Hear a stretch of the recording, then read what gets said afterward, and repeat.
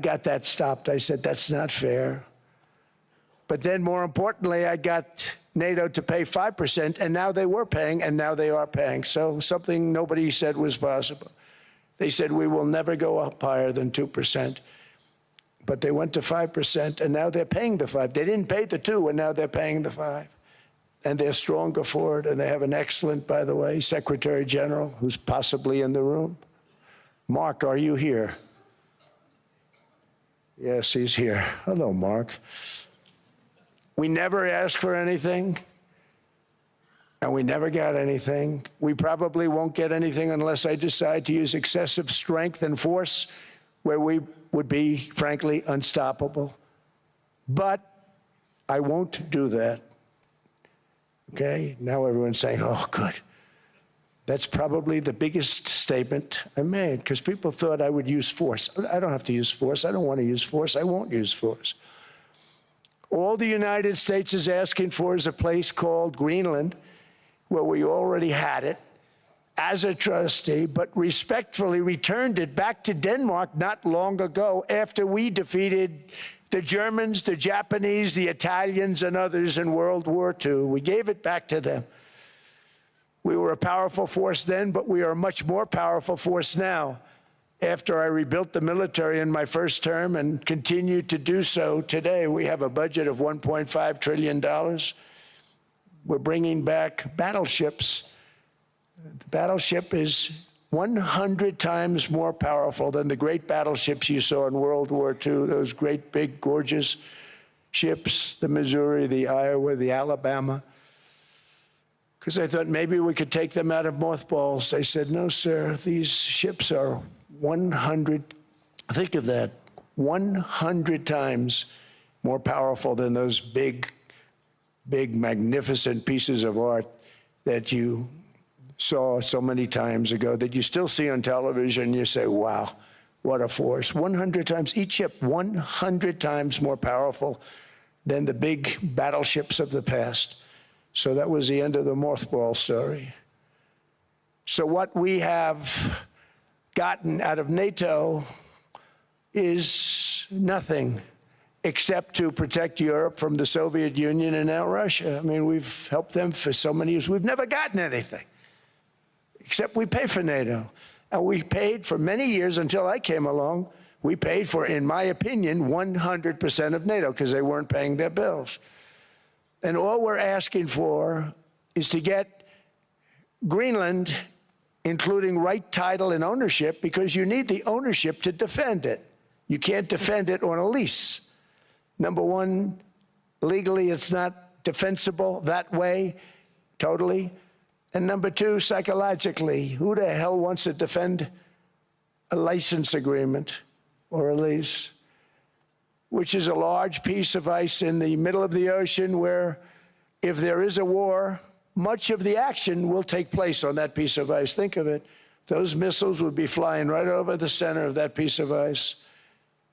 All we want from Denmark for national and international security and to keep our very energetic and dangerous potential enemies at bay is this land on which we're going to build the greatest golden dome ever built. We're building a golden dome that's going to, just by its very nature, going to be defending Canada. Canada gets a lot of freebies from us, by the way. They should be grateful also, but they're not. I watched your Prime Minister yesterday. He wasn't so grateful.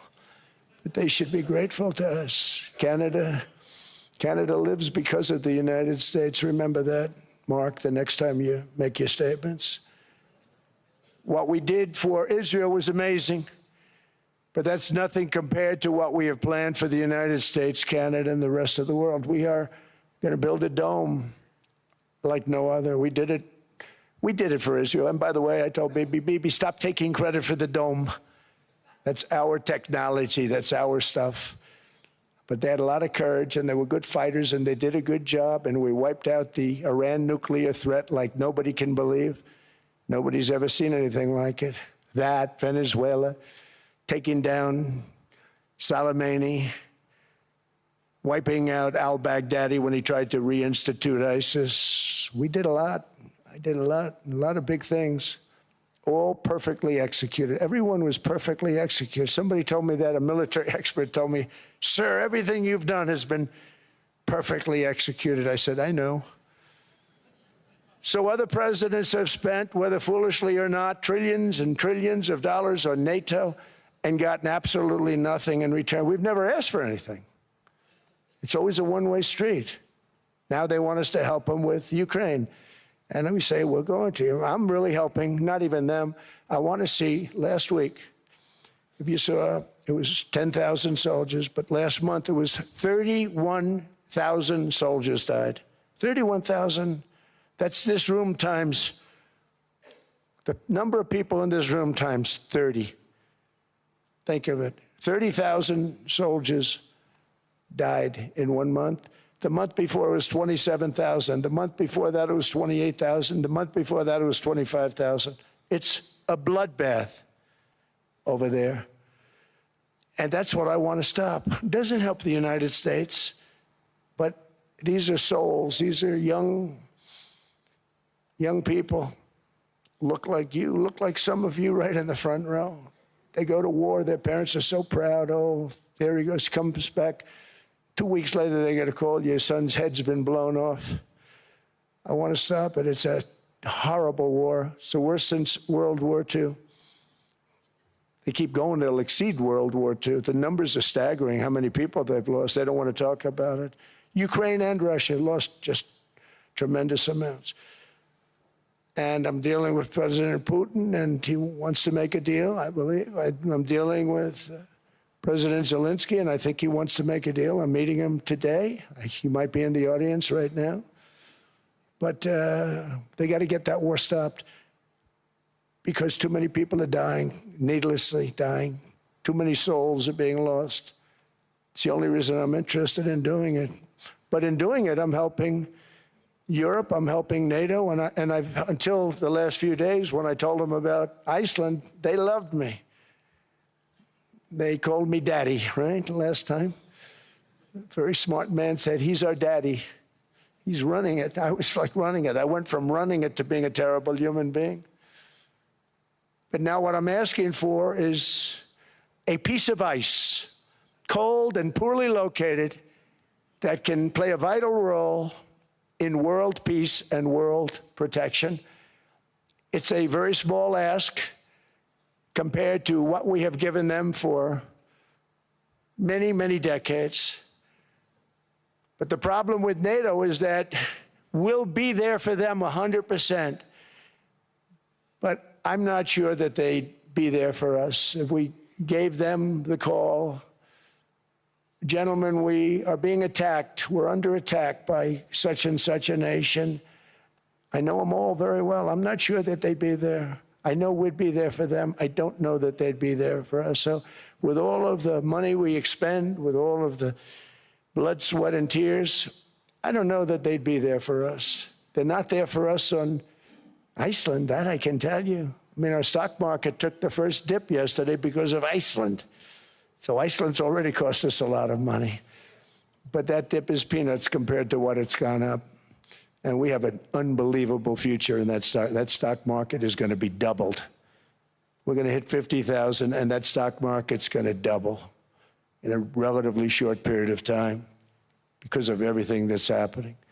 But this is a good example. After giving NATO and European nations trillions and trillions of dollars in defense, they buy our weapons. We make the greatest weapons in the world, but now we're going to make them faster, much faster. You saw that. I put a cap on the salaries. Then I put no buybacks, no stock buybacks, no various other things that they were doing. I mean, they were making $50 million, but it would take them 3 years to give you a Patriot missile. I said, that's not good. My chauffeur can do a better job than that, and he makes slightly less than 50. They make big salaries. If they're going to make those big salaries, they're going to have to produce a lot faster. The good news is we have the greatest equipment in the world. Now we're going to start making it a lot faster. They're going to build additional plants. And all of the money that goes into stock buybacks is going to go into building plants. We're not allowing stock buybacks by defense companies any longer. They're going to build new plants to make Tomahawks, Patriots. We have the best equipment, F-35s, F-47, the new one just coming out. They say it's the most devastating plane, fighter jet ever. Who knows? They called it 47. If I don't like it, I'm going to take the 47 off it. I wonder why they called it 47. We'll have to think about that.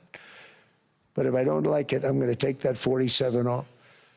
But it's supposed to be the stage 6. It's supposed to be the first stage 6 plane, undetectable, like our B-2 bombers were undetectable. They flew right over Iran. They were undetectable.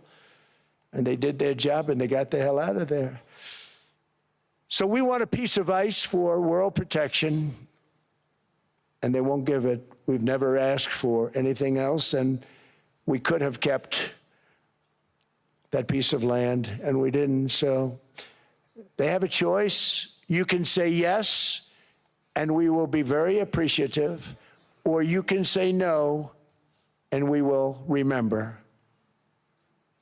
A strong and secure America means a strong NATO, and that's one reason why I'm working every day to ensure our military is very powerful, our borders are very strong, and above all, our economy is strong because national security requires economic security and economic prosperity, and we have the greatest that we've ever had. Biden and his allies destroyed our economy and gave us perhaps the worst inflation in American history. They say 48 years, I say forever, but I think 48 years is the equivalent to forever. Whether it's 48 years or ever, it's terrible, costing the typical family $33,000. What they did to this country should never, ever be forgotten. It's early, but he has to be rated as the worst president we've ever had by far. The auto pen did much of the damage. The auto pen, he was the auto pen president, because I don't believe a sane president would have ever signed the kind of things that he signed. But now grocery prices, energy prices, airfares, mortgage rates, rent, and car payments are all coming down, and they're coming down fast. We inherited a mess, but we've done a hell of a job in 12 months. Under my most favored nation policy for drug prices, the cost of prescription drugs is coming down by up to 90%, depending on the way you calculate. You could also say 5, 6, 7, 800%. There are two ways of figuring that. But we have a favored nations policy that every president wanted, no president was able to get. I got it, and other nations approved it. And I had to use tariffs in order to get it because they said, no way. In other words, a pill that costs 10% in London costs $130. Think it costs $10 in London, costs $130 in New York or in Los Angeles. And I'd say, boy, that's bad. Friends of mine would say, you know, we go to London, you can buy the stuff for nothing. We go all over the world, we can buy it for nothing.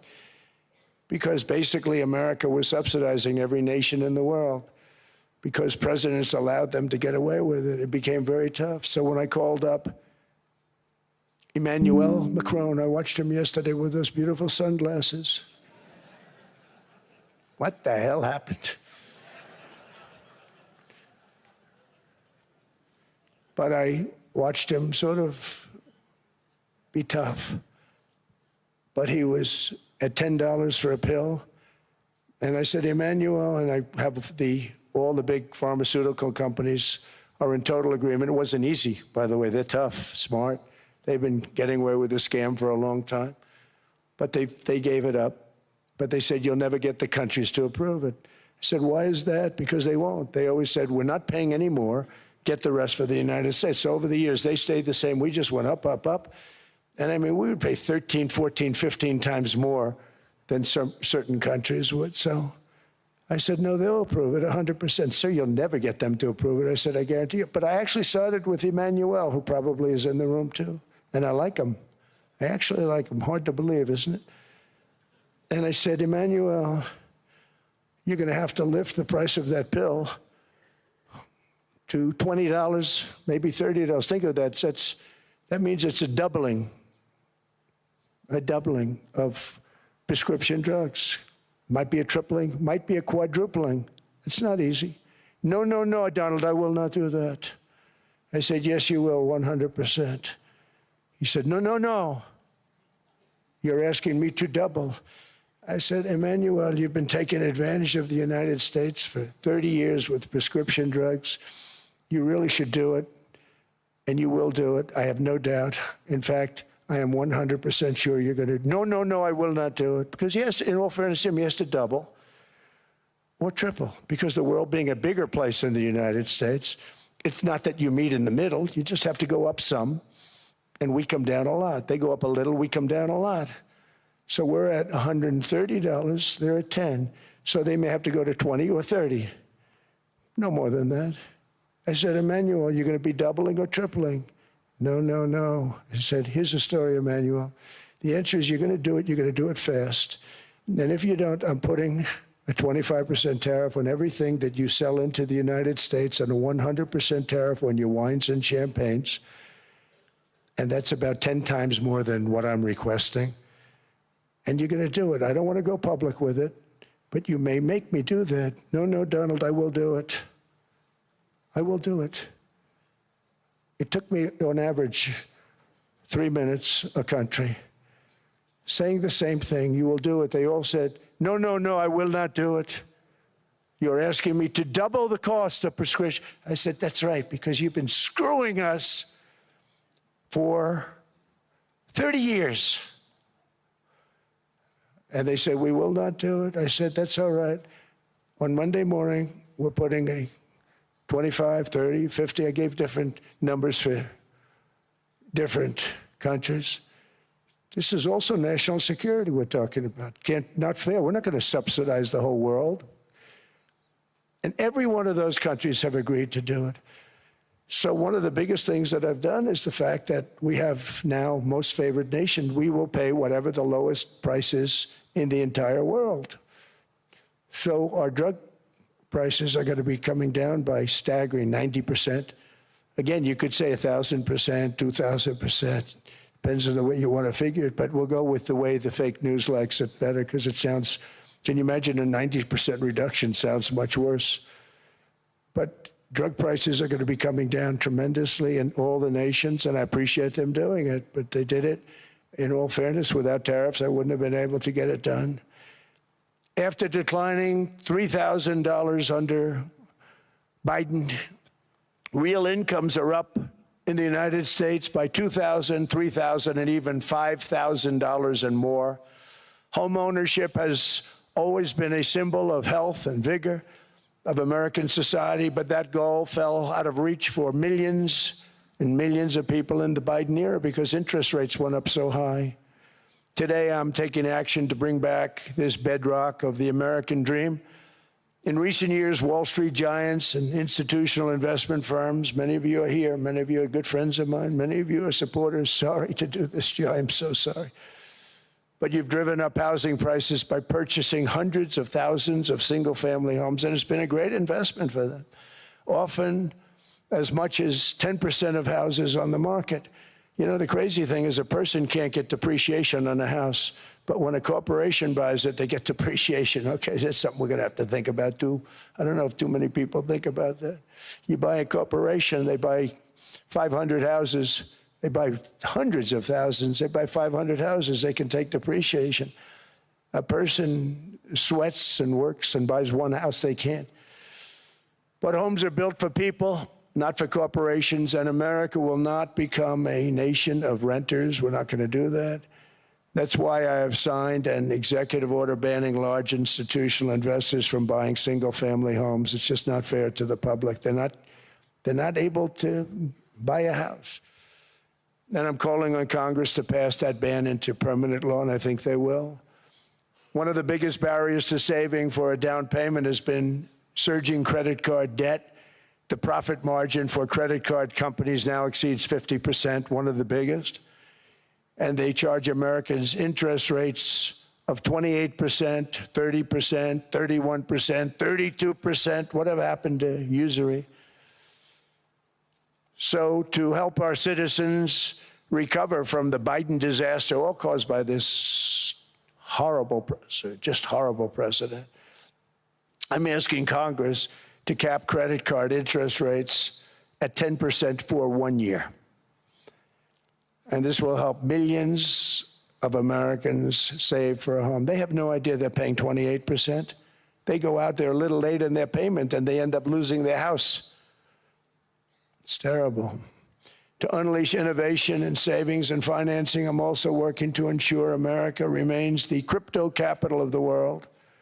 And to that end, last year I signed the landmark Genius Act into law. Now Congress is working very hard on crypto market structure legislation, Bitcoin, all of them, which I hope to sign very soon, unlocking new pathways for Americans to reach financial freedom. And I did it for two reasons. Number one, I thought it was politically good, and it was. I got tremendous political support. But more importantly, China wanted that market.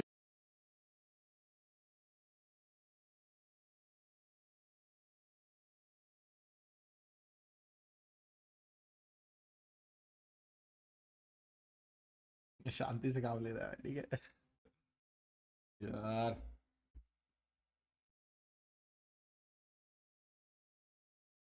नहीं, श्रीमान दादा के इस पे already कर चुके हैं भाई, ऑलरेडी हो चुका है। श्रीमान दादा वो लेजिट आदमी है भाई। अरे यार गोल्ड ऐसे मत कर यार मेरी जान।